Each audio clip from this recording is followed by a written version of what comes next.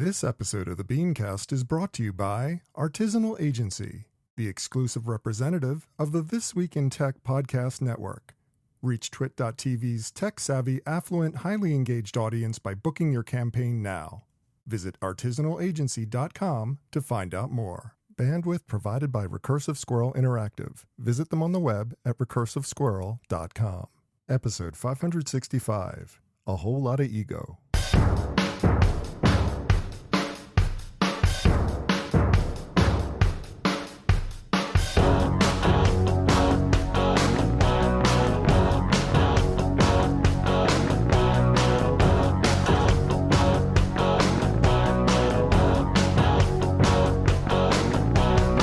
For Monday, October 28th, 2019, it's time for this week's edition of the BeanCast, a weekly discussion about the news and issues facing marketers today. I'm your host, Bob Norp.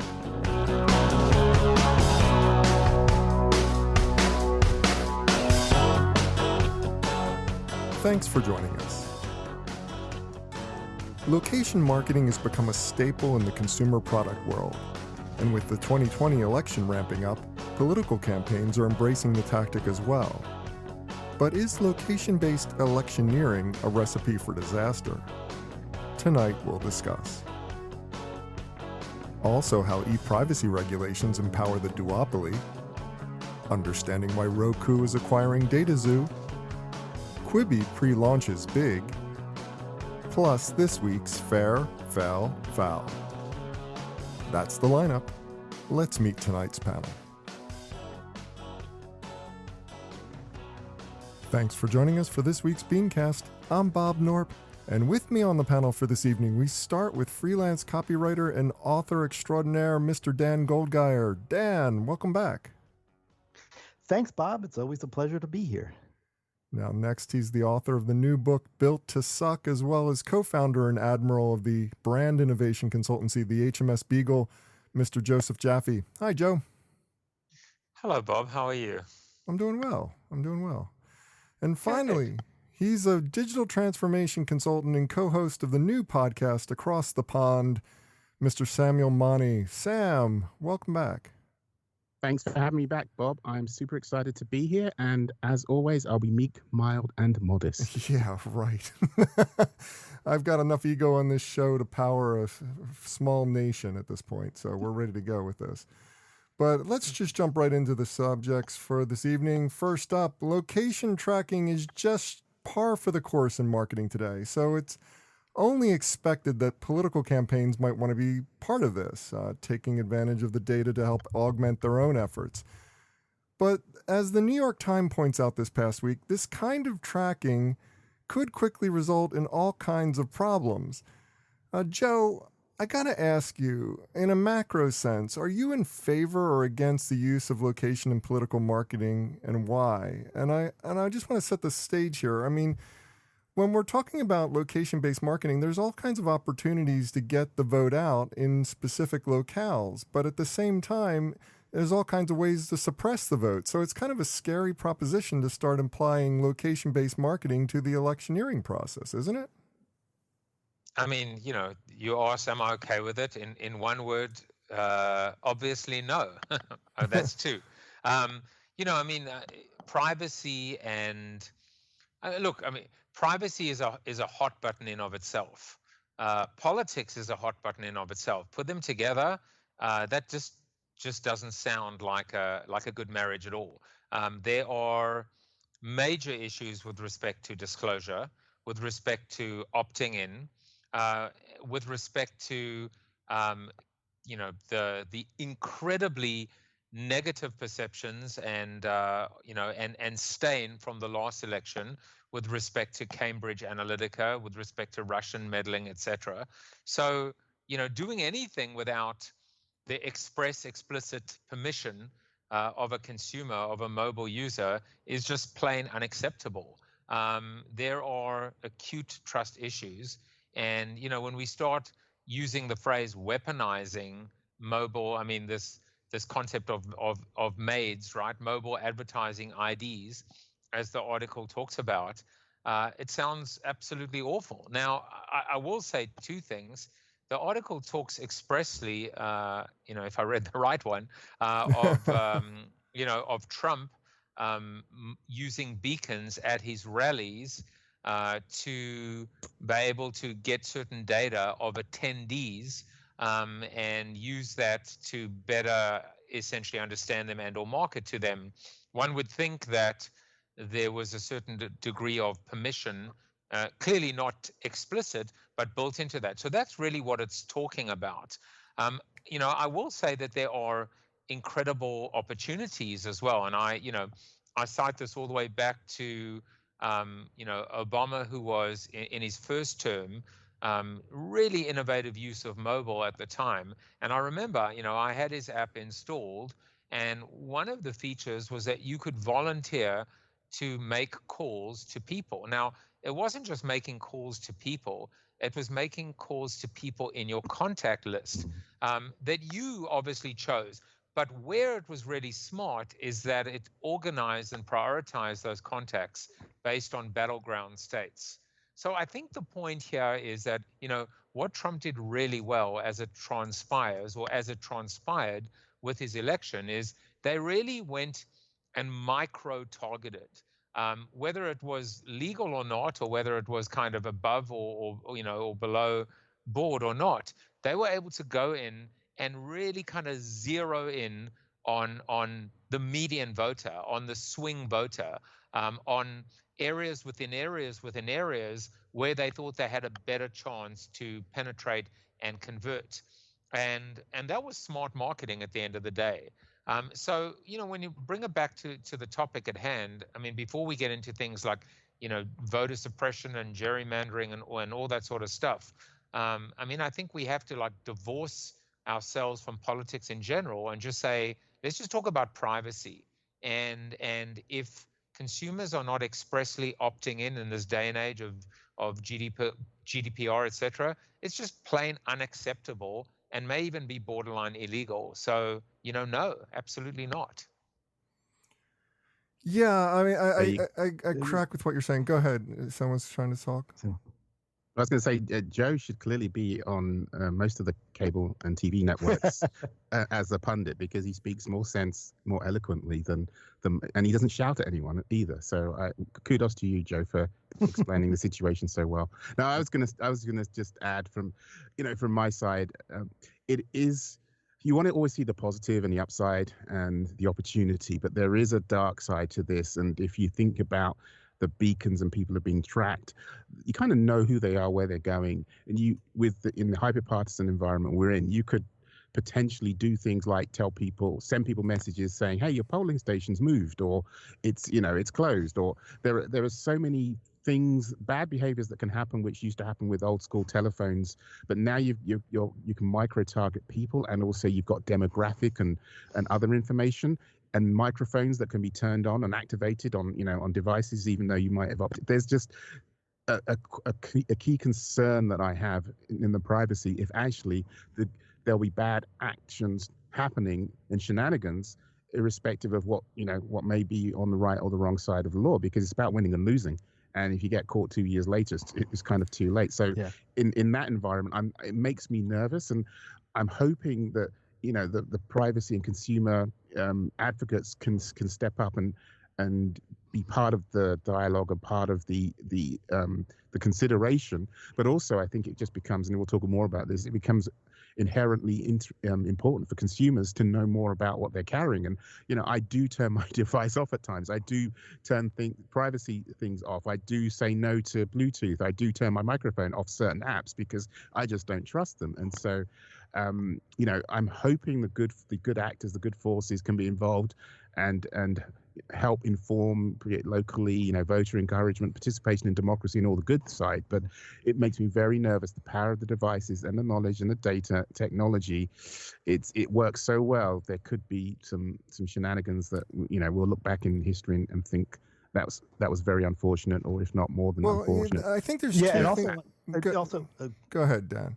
I was going to say, on top of those good points that both of you guys made, we are also not talking about actions done by official campaigns. You were talking about political action committees and third parties and Russian bots, and we often don't know the source of a lot of the messages that we see out there. There's a fascinating article that was posted, I think, earlier today in Business Insider from Patrick Coffey, and he tested this new Facebook mechanism, or the Facebook ad approval process by he created a fake group called like People for Internet Privacy or something like that, and then they micro-targeted certain people like ICE employees or NRA members with very specific messages that were completely not true. And in some cases, Facebook did approve the ads, and in some cases, Facebook did not approve the ads. We are entering a very, very dangerous era where we just don't know who's behind a lot of the messages that we see, and location tracking is going to be a huge part of that. Remember in 2016, the election pretty much swung by 80,000 people in 3 states, and I think if you look at the big picture next year, it's going to be the same group of states that are in play, the same areas that are always in play. So you're going to have a whole bunch of bad actors, way more than good actors, trying to take advantage of this technology. And just to add something to that is that it's exactly the point that you made, but it's much more acute because it's not just the state that's in play. It's not even just a county anymore.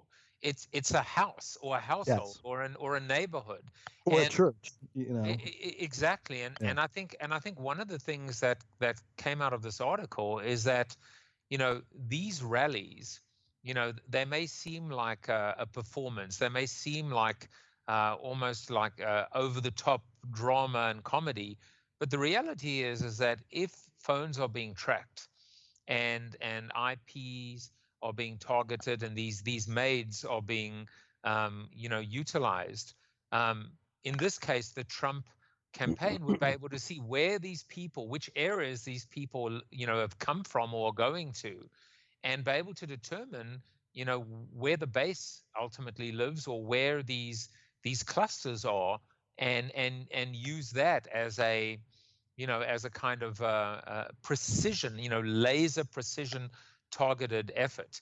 There are limited funds, there's limited resources, limited time, and honestly, if ever there was a need and a case to move to popular vote, this would be the case. And but it's a technology case, because at the end of the day, most people's vote actually, we've always known the median voter theory, but it is now the median of the median, where most people's vote actually doesn't count at all. And that doesn't sound very democratic at all.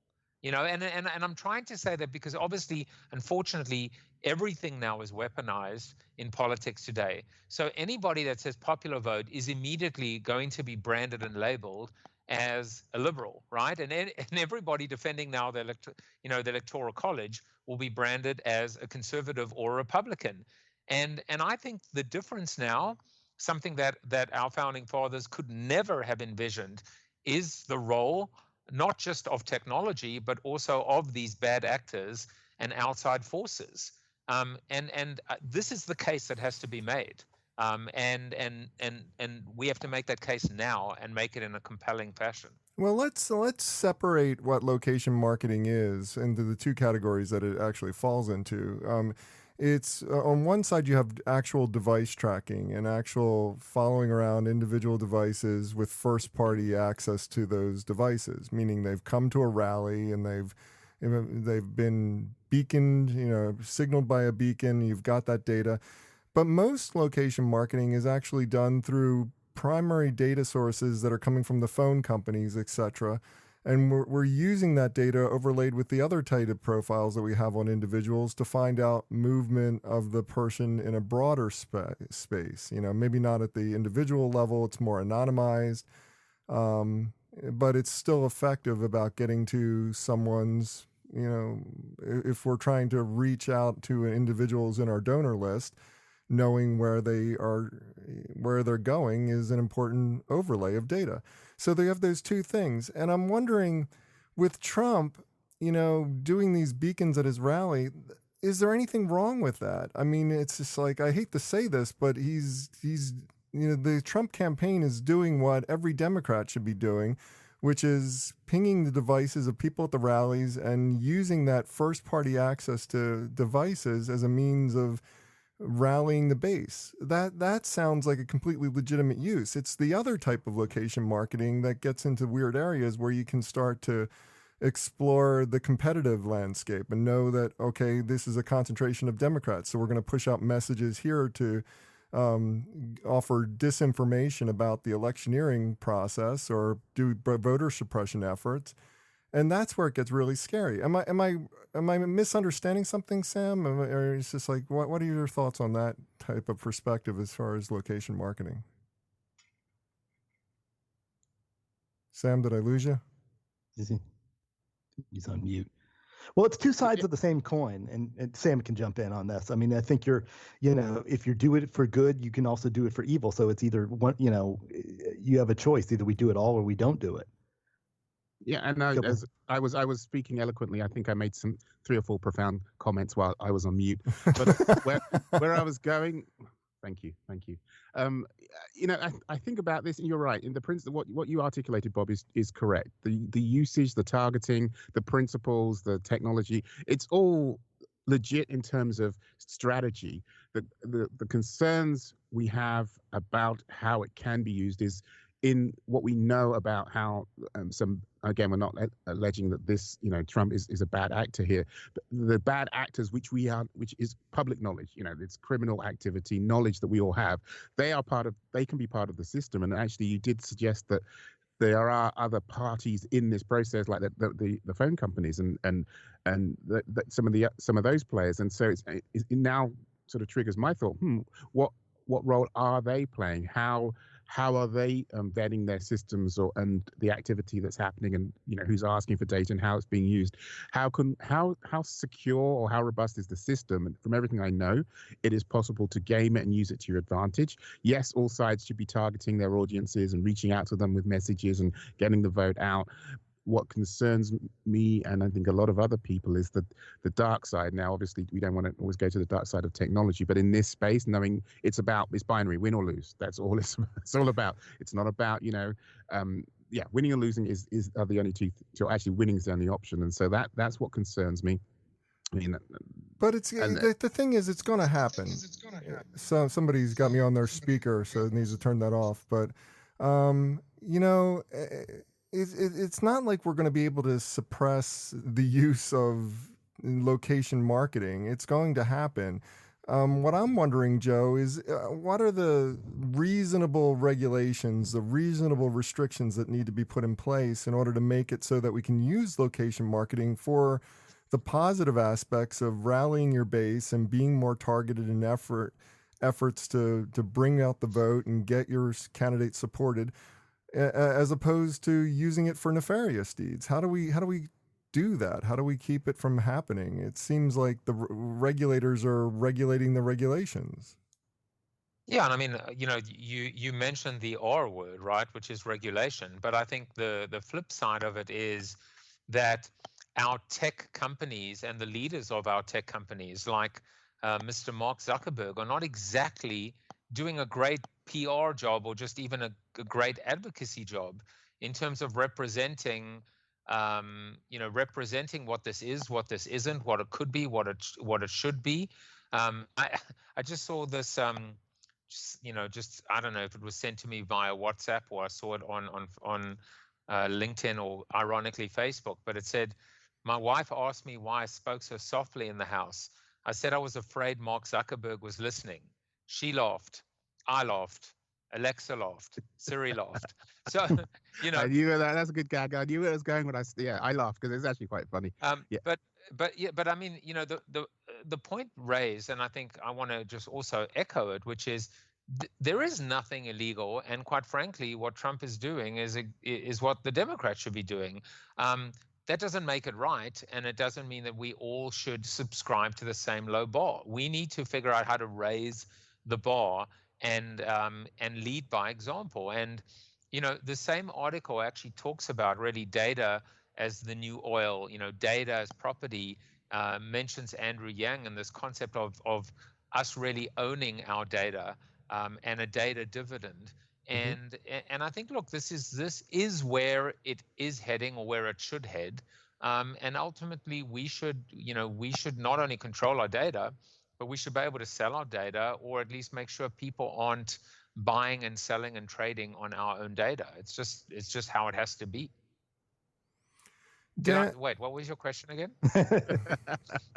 As I said, Joe, you're auditioning and you're doing a great job. I can hear a few media outlets contacting you, signing you up, and well, remember us when you're a regular host on. Well, that's what we need. That's what we need. Another talking head commenting on the political situation in the United States. That's just a fantastic. Oh, come on, thing. you're snuffing out my future now, Bob, before it's even begun. Not snuffing out your future. I'll stay on the BeanCast. How about that? All right. I would gladly have you come back on the BeanCast over and over and over again, as you have for several years. So thank you so much for that. I think we need to move on and talk next about the fact that GDPR and e-privacy regulations seem to be helping the duopoly more than regulating the duopoly. It's an interesting premise. I'm going to get to that in just a moment. But first, we got to talk about our sponsor. And I want the big brands out there, the small brands, as well as all the media buyers out there who know and love them. I want you to pay attention to this, because I've got a great way to connect with arguably the best technology-minded audience that is available today. You listening yet? Our sponsor, Artisanal Agency, is the exclusive representative for Twit.tv, one of the most prestigious tech podcasting networks out there. And they want to help you reach their extremely lucrative listeners. And I should know a little bit about this, because I am a huge fan of the Twit network. I listen to MacBreak Weekly, I listen to iOS Today, and of course I listen to This Week in Tech, the grandfather of all tech podcasts. And that's just 3 of the many, many amazing shows that they're offering. And I buy stuff all the time as a result of their ad reads. I'm a personal testimony on what this stuff does to people who are tech-minded. It's really fantastic. Listen to these numbers. 50 million downloads a year. 70% of that audience, 70% of 50 million people directly work in tech. And 82% of the people who listen to the show say that they have bought a product directly as a result of a Twit.tv ad recommendation. And let's focus on that last point, okay? Because they are offering an actual live read recommendation here. And they take that responsibility very, very seriously. Not just anyone can advertise on Twit.tv network shows. Artisanal Agency will carefully vet each sponsor so that their tech journalist hosts can offer a wholehearted brand recommendation.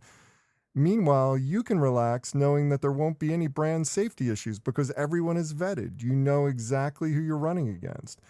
Now, whether you're coming with a completely baked campaign or need everything from graphics to ad copy help, Artisanal Agency offers a hands-on approach.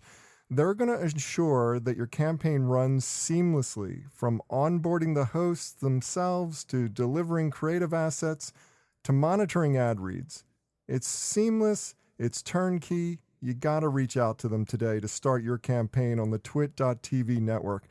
Visit artisanalagency.com. That address again is artisanalagency.com to find out more.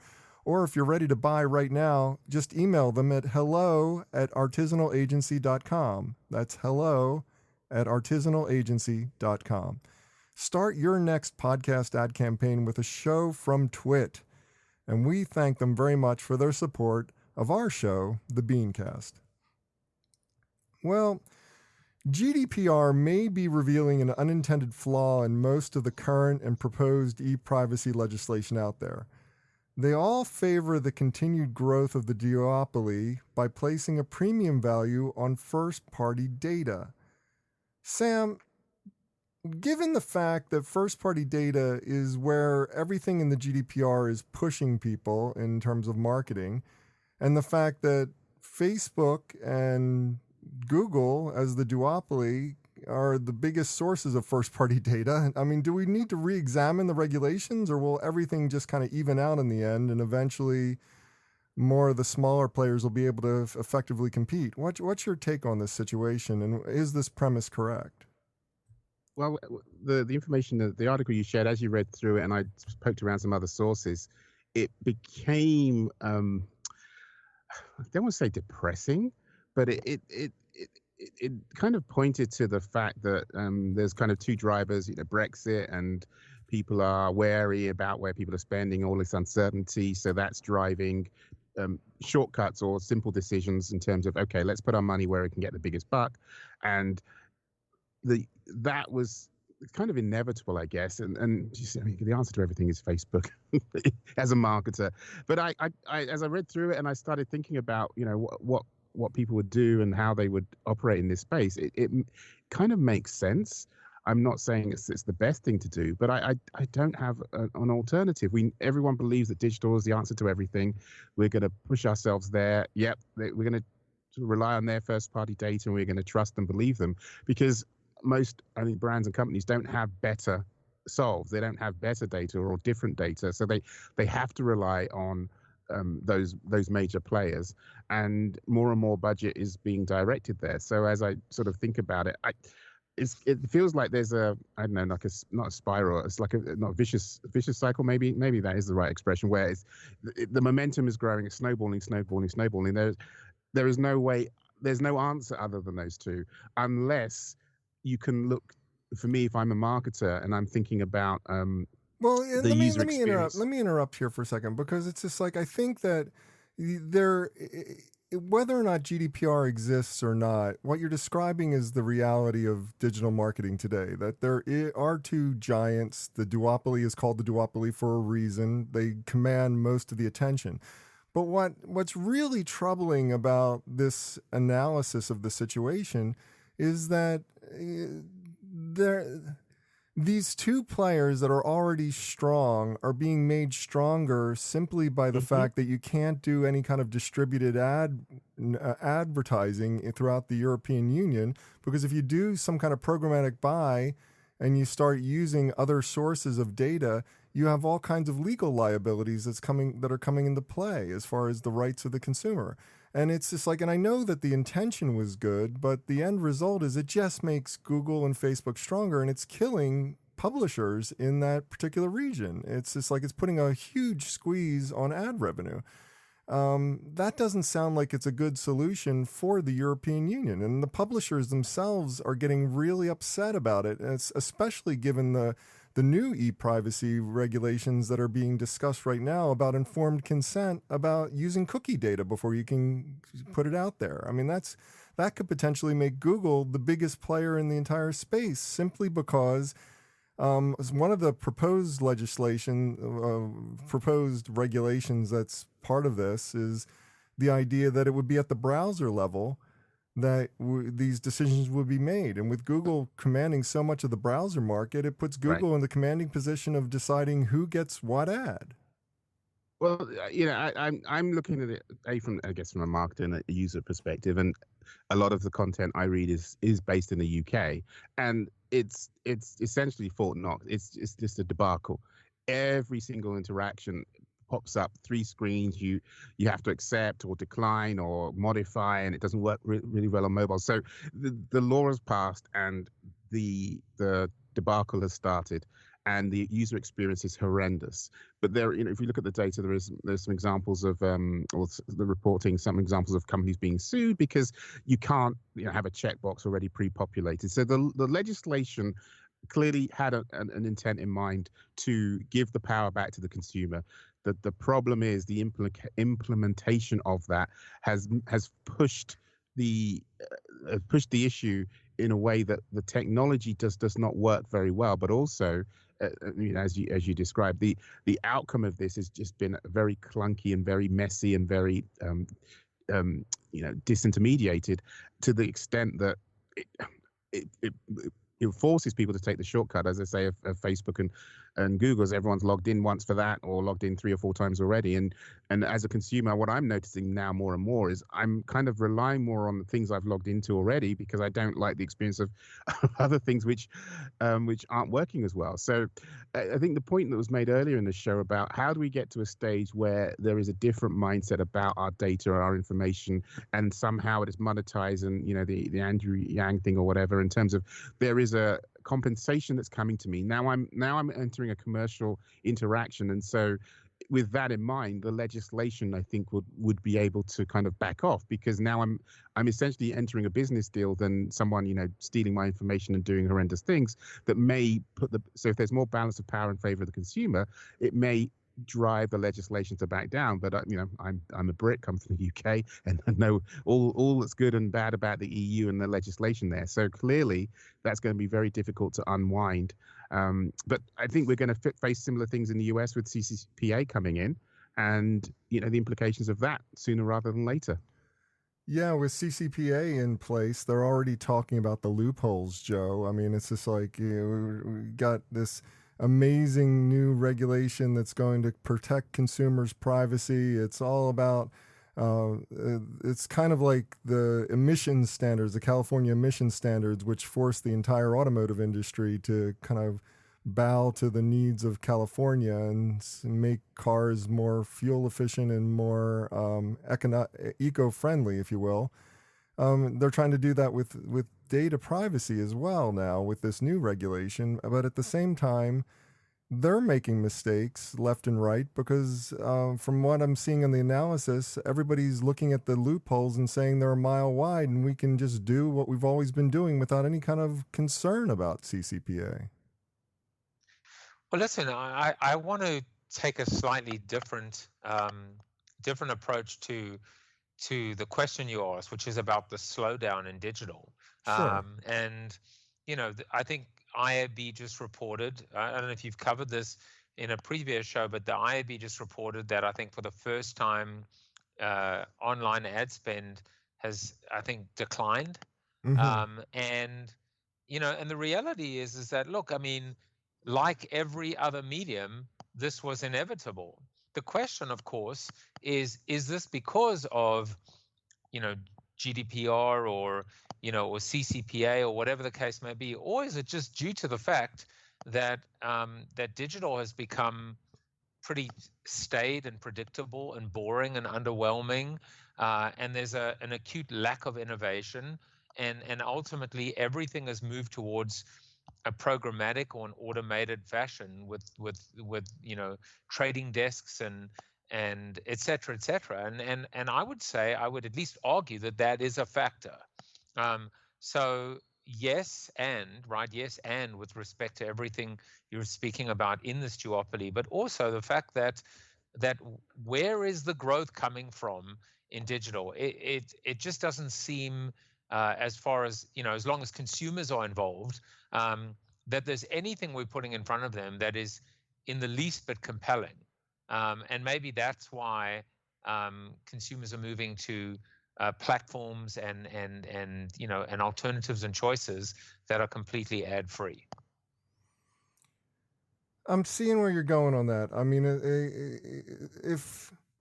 if we look at the reason for the slowdown can come from several reasons. It could be a maturing of the platforms, it could be maturing of the networks, and it's just kind of the heyday is over, that type of thing. It could be that regulation is depressing it, or it could be that just the ads are not effective overall because the consumers are not getting any kind of compelling messaging from us.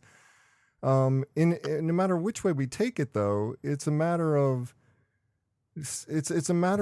living up to the standards of these regulations instead of trying to circumvent these regulations, and also trying to work more openly with the governments instead of continuing to go to Congress like Mark Zuckerberg has done over the past week and just stonewall on everything and just say, like he said a couple of weeks ago, where he was at Georgetown talking about the fact that Facebook is all about freedom of speech. Yet at the same time, we've already talked about the fake ads and the false information being spread and propagated on the network. It's, you know, it comes down to none of these regulations are going to have any impact without the complicity and compliance of the individual networks that are doing the work to circumvent these regulations if they don't come into line and start pulling their own weight in terms of trying to protect users' privacy.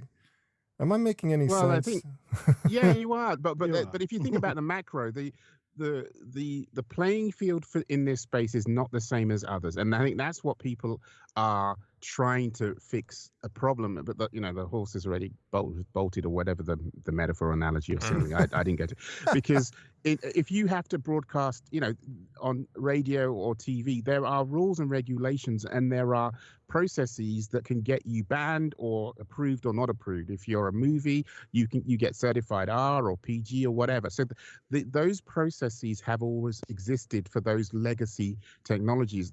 This modern stuff managed to get past all of those rules and didn't have the policing, and therefore is fighting, kicking and screaming of any policing, any accountability, any responsibility, because it's always been the wild west. And so, I was looking at some data, and it says the monetization per user of Facebook, excluding Instagram, in the UK, it was like equivalent to £83 a person, and Instagram is £15.85. So if you're making £84 or $111 out of me, you don't want to make $110 out of me. You want to make $115 out of me. So follow the money. And anything that you do is is reducing the money that I've always had. But if that dollar amount should have been $80 from the start, then you're hooked on this revenue. You're hooked on this approach. And no matter what you say or do, your organization culture, you're designed to not comply with following a set of rules. Which weren't there when you started. That brings up my point. It's just like, is the problem the regulation is not tight enough, is not thoughtful enough, or is it just that everybody's trying to circumvent the regulation instead of living within the bounds of the regulation, and that's causing the problem? Or was the regulation at fault because it was too restrictive in the first place, and it didn't leave the opportunities for small publishers to actually compete against the duopoly? The regulations are catching up with, like a lot of technology-driven society. We're trying to catch up with what's already happened. And for me, as I thought more about this, there's got to be another way. And where, like in insurance, there's Lemonade as a company which is reframing how to think about insurance, and is more purpose and mission based. And now you've got the DuckDuckGo, and the ad blockers growing. There's, I think, Brave and other 21 and other tech companies that market themselves as more privacy friendly. If the marketplace offers solutions and brands and companies and partners and advertisers who operate in the space of purpose and mission, and do it in a way that's more friendly to the everyday person, then the market may provide for that. But I think when you've got 80% market share, you're not really vested in helping challengers survive. So there are a few out there. So we could all go and use DuckDuckGo and not give a penny to the legacy incumbents, right? That gets back to my point, and I'm going to go to Dan here because I want your opinion on this. I mean, when you put it out there and you say that we're going to have these really strict restrictions on how to deal with internet advertising, and it puts such a damper on your ability to do any kind of advertising, is that the most effective strategy? Because the big players are always going to find the loopholes and get around this regulation anyway, and all you're doing is restricting the small players who are probably playing, kindly to begin with, and now they're suddenly forced into this situation where they need to cheat the system in order to get by. Yeah, that's the unintended consequences of any type of regulation. And I think, the way it is here in America, it is the big players who have the ears of the regulators and the money to influence the regulators, and the money to and that money and influence buys the loopholes. Isn't that, that's pretty much how it works in any industry. I have no idea how it's going to shake out, but I don't see it. I don't see our politicians, and at least in America, the EU is a completely different situation, that they're prepared to deal with any of this. I don't know that with any teeth. No, I don't think they are. But go ahead, Joe. No, it's interesting because this topic is very much connected to the previous topic, and actually is quite connected to the next one as well, because you're a genius, Bob. But just keep saying it. Just keep talking. Say it over again. Say it one more time. You're good looking, and you're humble, Bob. You're like, stop. I started at the top of this show, said that there's a lot of ego on this show, and it's part of it's mine. Yep. What was the question again? No. So the reason is that when we think about the concept of a data dividend and data as property and consumers owning their data, that could become the new currency in the way that ultimately advertising in a cookieless society, the way advertising is kind of become the new operating system and standard for advertising. And I'll tell you, like, as you guys were talking, I was actually thinking back to something that I wrote in my very first book, In Life After the 30-Second Spot. And I spoke about this idea of, I called it advertising on demand, where consumers would essentially self-select their advertising. If you want to buy a car, you indicate that you're interested in buying a car. And when you've bought the car because you don't want to get cognitive dissonance, you basically indicate, you know what, please don't give me any advertising on any car advertising or automotive advertising for 2 years at least, or 2.5 years of my 3-year lease. And I actually think that that concept of consumers being in control, whether it's control of their data or just control of advertising, is certainly going to help. This topic ultimately speaks about how this duopoly has been strengthened by GDPR, but specifically first-party data. Now, first-party data, at the end of the day, just really means that companies that can build direct relationships with their customers, with their consumers, are going to win. And people that have to go through third parties or middlemen, i.e. the media business, are going to struggle. And so I think that there is a lot of hope here that can, where we don't have to just cede all of this control to the duopoly, but it's going to require us working with consumers as partners. Well, I like that. I want to continue this conversation. Go ahead, Sam. I was going to say I like that, because I was trying to think of a solve, and yeah, if you think about the relationship with the consumer in a new way, and you think about the value exchange and actually treat them as adults, and position things differently, as you were talking, Joe, there, that actually can make sense. And rather than trying, the attention war, if you reward me with more, give me more of what I want, I will reward you with time, money, and resources. So I can see how that could work as a sort of an approach. So that's good. There's some good news we're injecting into the system, and not so much of the doom and gloom. Thank you, Joe. Well, speaking more on the doom and gloom side, let's continue to the next topic, because Roku is reportedly buying video ad platform, or DSP, DataXu for $150 million. Sam, what I'm wondering is if this is a glimpse of our future when it comes to streaming television, because all the streamers, all the individual networks, they're all putting together some kind of ad solution or ad platform. Not all of them, but most of them have some kind of ad solution in mind in terms of their pricing structure and their delivery structure. But I'm looking at this and I'm seeing Roku, which is more acting like a cable provider. They have all the apps on their screen. They're like Apple TV. And they're going to put another layer, just like cable put another layer on top of the networks of advertising being inserted dynamically into the streams of the different networks that they're providing, I'm assuming that's what they're planning on doing. So what does this mean for the future of streaming TV? Are we just opening ourselves up to more advertising noise, or are we going to have a smarter solution that's going to be more targeted and better for us in terms of forming relationships with our audience? See, I'm a positive guy, Bob. I want to be optimistic. And the way you frame the question, of course not. There is no incentive to be a good actor or an act in the best interest, because it's more advertising everywhere.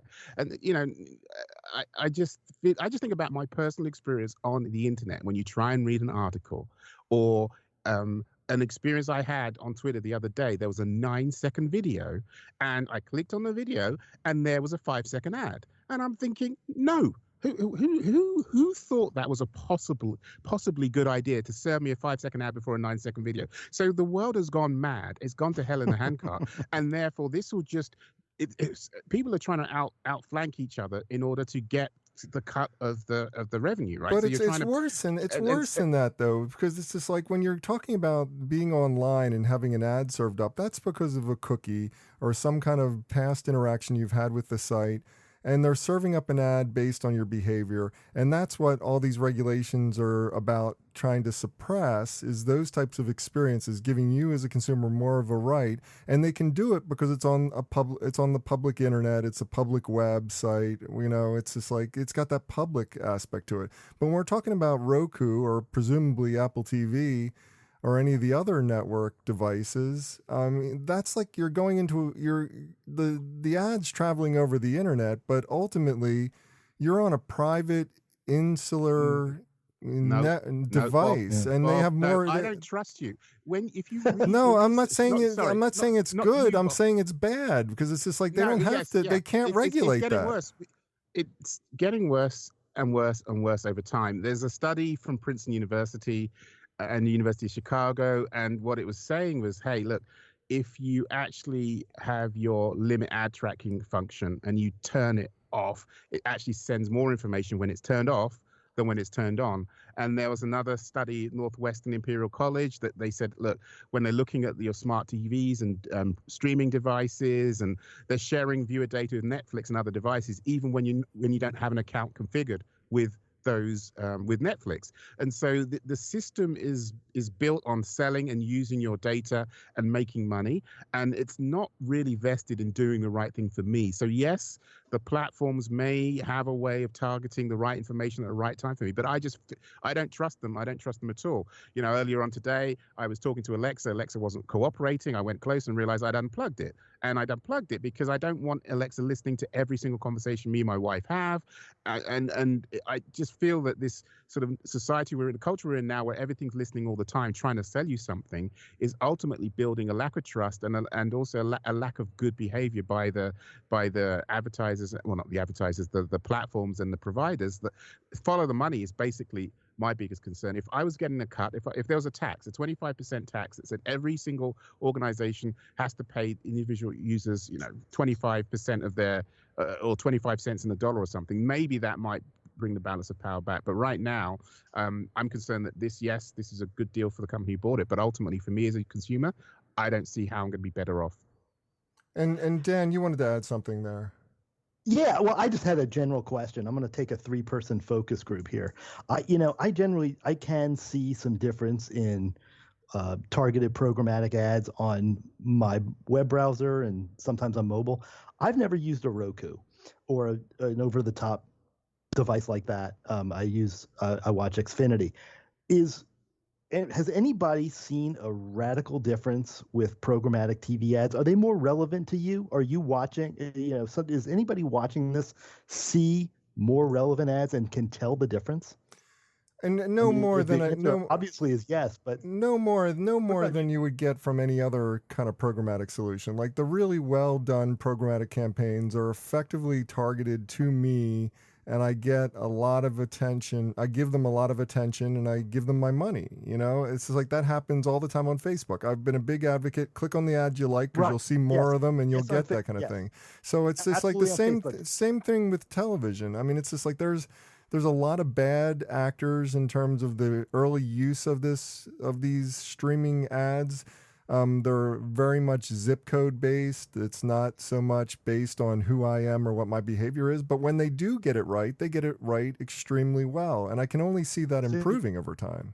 So you do notice it. Okay. Yeah, a little bit. How about? Well, I mean, I just noticed the bad ads that that don't fit the screen, and the bad acting. And so, I mean, advertising's got a long way. If all ads were awesome, we wouldn't be complaining right now, but most ads aren't.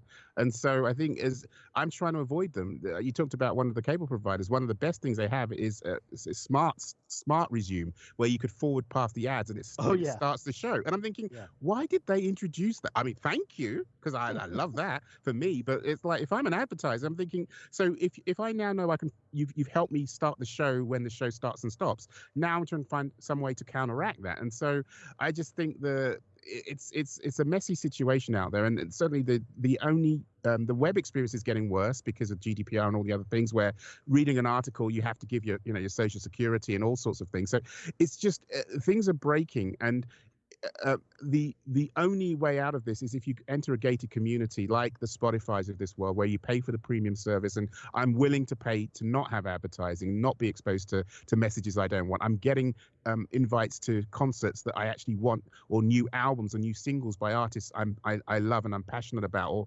pre-releases and things like that. So where I've given permission and consent for things I'm passionate and I love, then there's clearly a different game. But there are very few and far between how many categories that I can think about in my life that would apply to. Maybe music, it may be sport, but there's very few other things where I'd be comfortable in being in that space. And I think people are going to struggle to apply this to the thousands of categories out there where people are trying to sell and get you to buy their thing.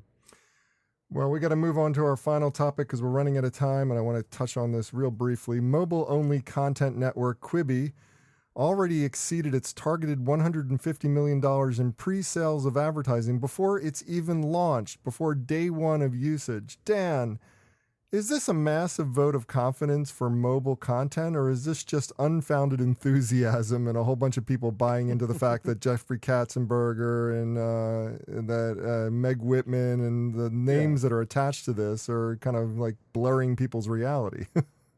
Yeah, it's probably a little bit of both. I mean, when you look at the Meg Whitman, who ran eBay and HP, she's a consummate saleswoman.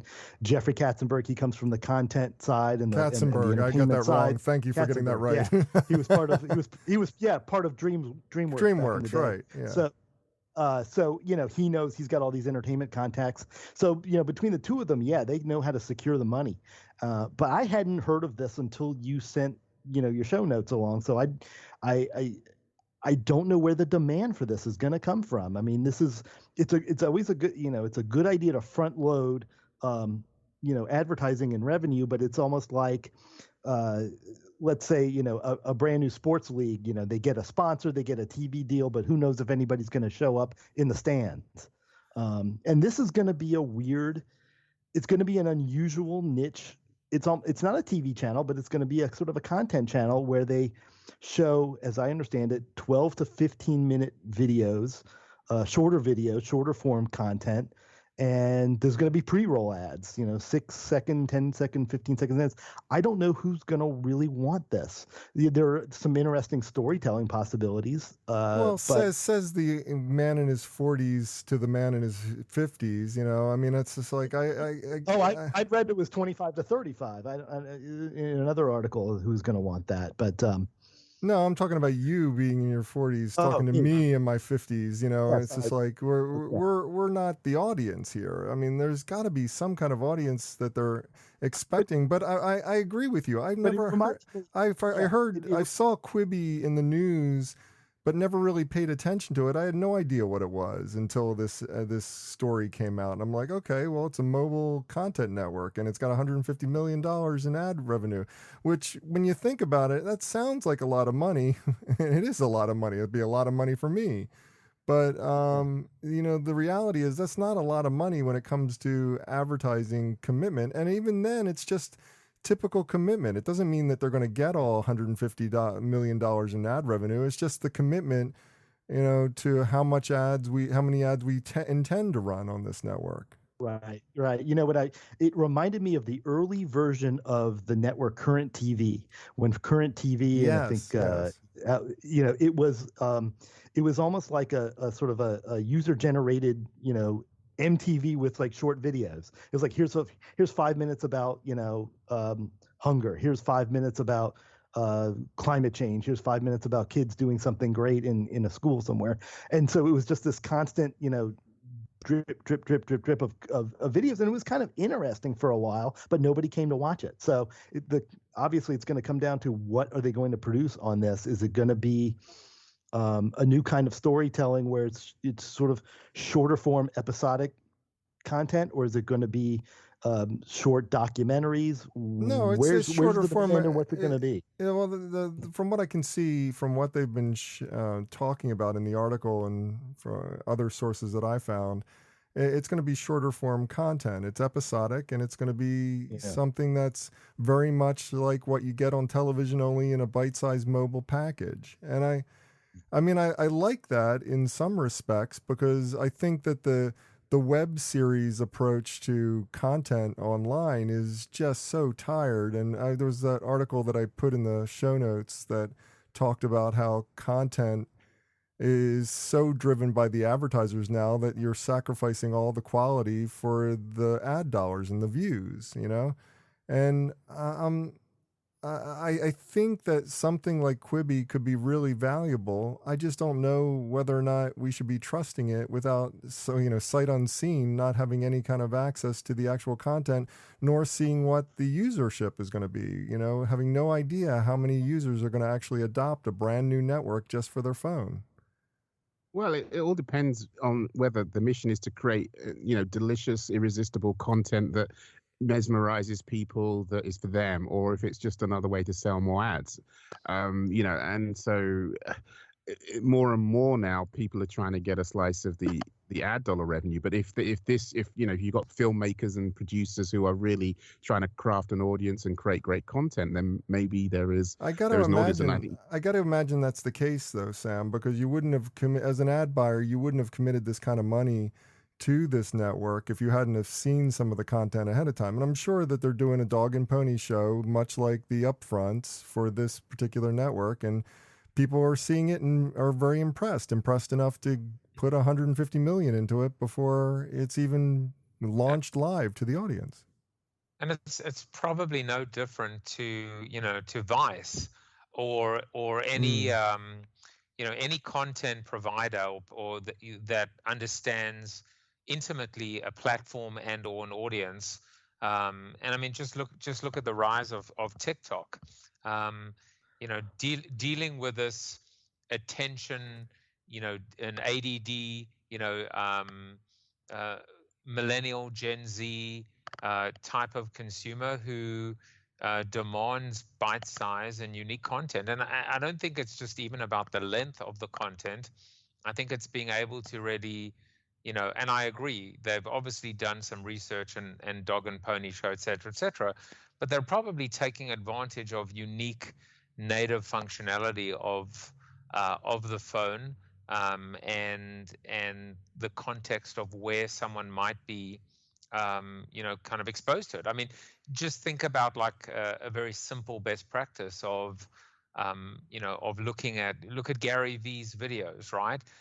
With captions, recognizing that people are watching a lot of video, but not necessarily with the sound turned up for whatever reason.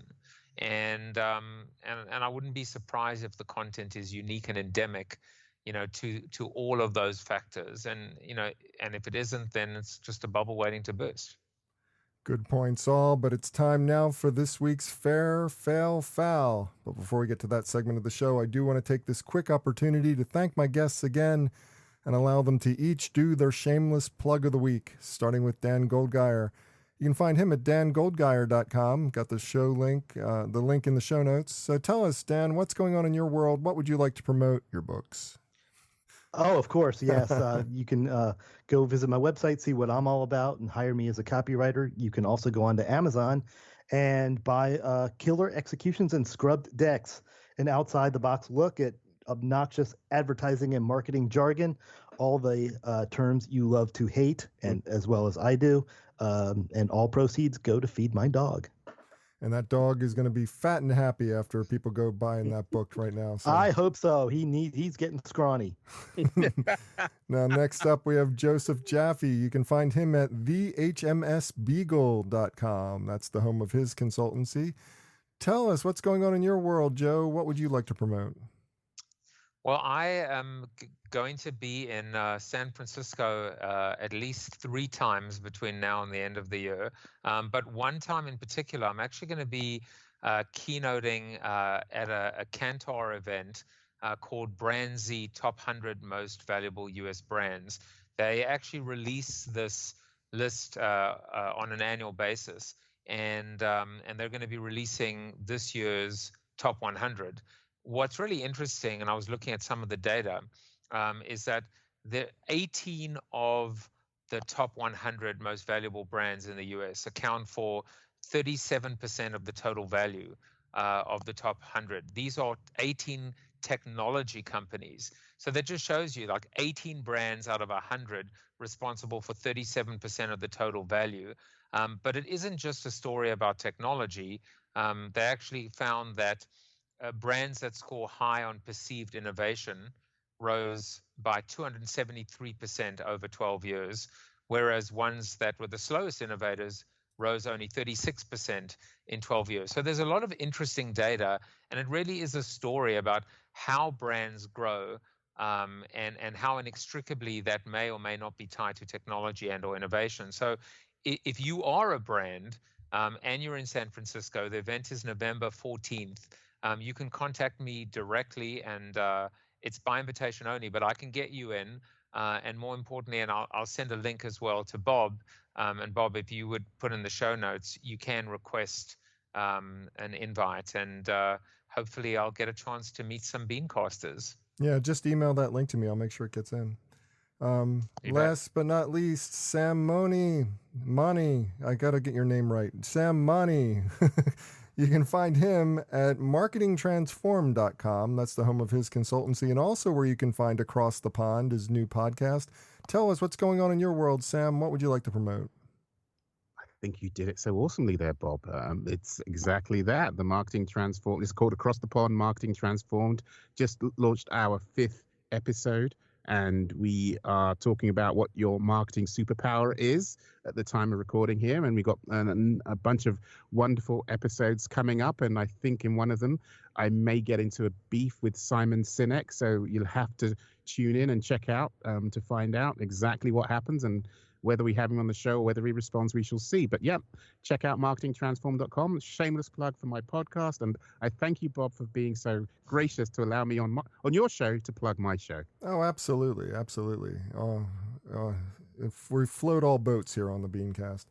As for me, for more information about me or the show, visit thebeancast.com. There you can find a complete show archive. You can find out how to consult with me. You can find out how to hire me to speak at your event. And you can even find out how to advertise on the program. So check it all out at thebeancast.com. And now it's time for this week's Fair, Fail, Foul, a rundown of the best and worst of advertising, marketing, and public relations from the last week. First up in the fair category. This isn't really an advertising thing, Joe, but the Florida chapter of the Society of Professional Journalists has applied for the trademark for fake news. I love this because the whole premise is they want to trademark fake news so that the president can no longer say that anything is fake news without running afoul of their trademark. I think this is a brilliant PR move for the sake of journalism in this country, isn't it? Yeah, it is. But I mean, they're probably going to get sued by Jon Stewart, who I think was the original authentic, fake news. So yeah, but look, it's cute, and I think if they get $1 for every mention, they'll be doing okay. They'll retire. I think so. Now, in the fail category for this week. A long-running story, James Pilsner, the former vice president of marketing for Rite Aid, was finally sentenced after pleading guilty to this particular offense to 2 years in prison for perpetuating ad kickbacks that defrauded his own company of $5.7 million.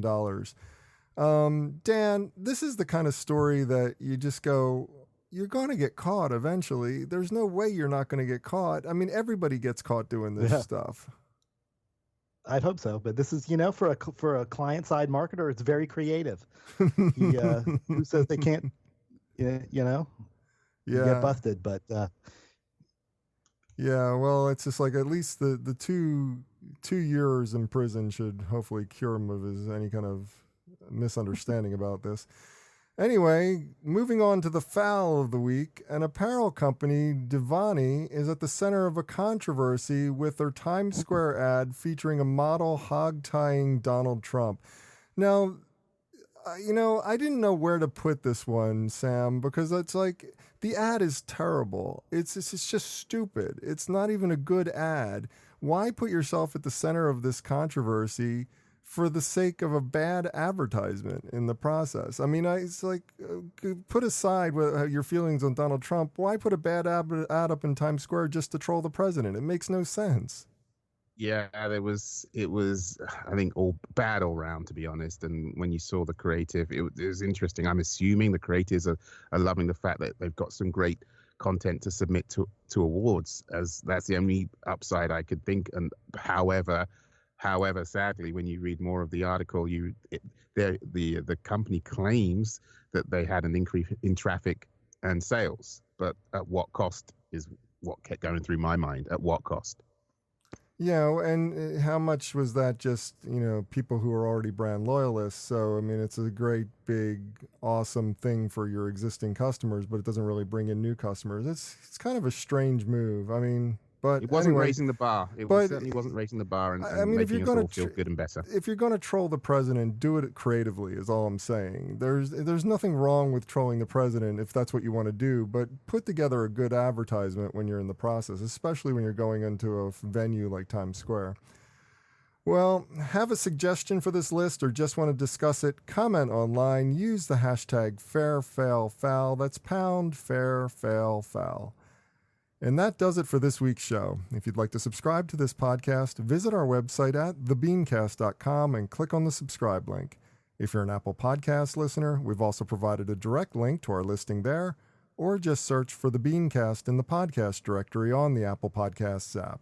And whichever podcast directory you use, when you subscribe, please leave us a review. Got a comment? Have a question? We'd love to hear from you. Just send your emails to beancast@gmail.com. Opening theme was performed by Joe Seibel. Closing theme by C. Jax. Thanks for listening. I'm Bob Norp. We'll be back again next week. Hope you'll join us then.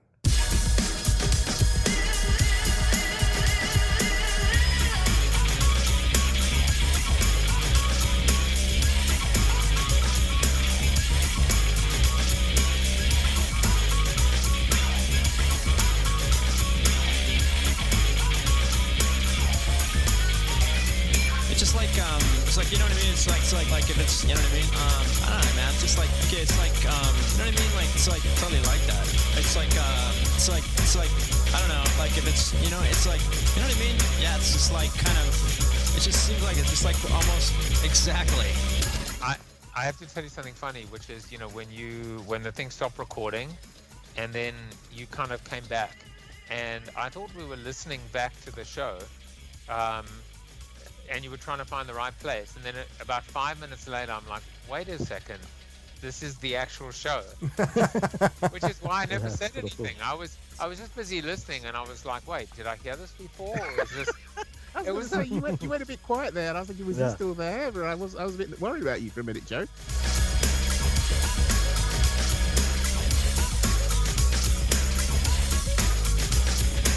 know what I mean? Exactly.